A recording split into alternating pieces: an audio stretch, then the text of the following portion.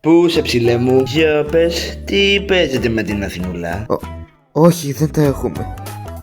Όντως τώρα. Δεν θα είχες θέμα τότε να μου κάνεις ένα κονέ? Εξάλλου τέτοια όμορφη κοπέλα δεν βρίσκεις εύκολα. Ήθελα καιρό να της μιλήσω, αλλά δεν βρήκα ευκαιρία. Η Αθηνά, όμορφη πλάκα τώρα που το σκέφτομαι.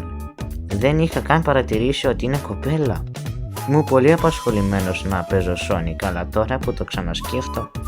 Τι μαλακίες λέω, πρέπει να αφοσιωθώ στο Sonic Grind. Τι? Φυσικά και είναι για τους δρόμους. Γιατί το λες αυτό? Κάθε γυναίκα που της αρέσει το Sonic είναι για τους δρόμους. Αυτό έχω ακούσει. Είναι αλήθεια? Είναι, δεν είναι? Θα σε σπάσω, πούστη. Σε ποιον κολλάς ρε χλεχλέ? Ξέρεις ποιο... Αν ξαναπείς κάτι για το Sonic, θα σε γαμίσω παλιόπουστα. Και για να ξέρεις, το Sonic θα βγει Game of the Year. Δεν ακούω τίποτα άλλο. Κατάλαβες, παλιό χλεχλέ. Συγγνώμη φίλε, δεν είπα κάτι για το Sonic. Για την κοπελιά είπα μόνο. Συγγνώμη, μαλακία μου.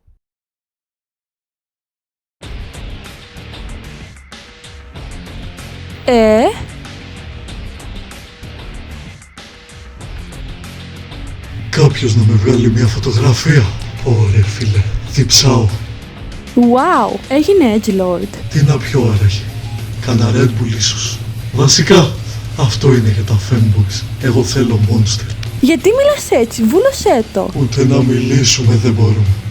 Πόρε πούστα. Μην τολμήσεις και ξαναπείς αυτήν την ατάκα, κατάλαβες? Μα αυτή η ατάκα είναι όλο το personality μου. Δεν πάνε να χαμηθείς λίγο. Κάσε μου, έχεις σπάσει τα νεύρα. Σε βαρέθηκα. Πάω να πάρω κανένα Monster. Το άσπρο λογικά. Πρόσεχε ρε ηλίθιε.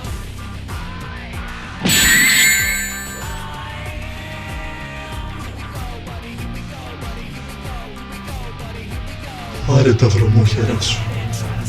Ρε φίλε, έπαιξα τόσο Sonic που έγινα ο ίδιος ο Shadow.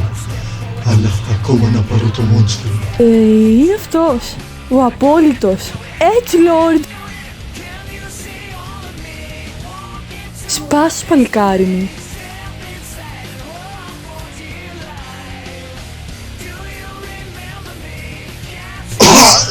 Βρωμάς! Πήγαινε για τα πόδια του, πρέπει να το καθυστερήσουμε. Βούλωσε το. Μην καθυστερείς όμως, Βούλωσε το είπα!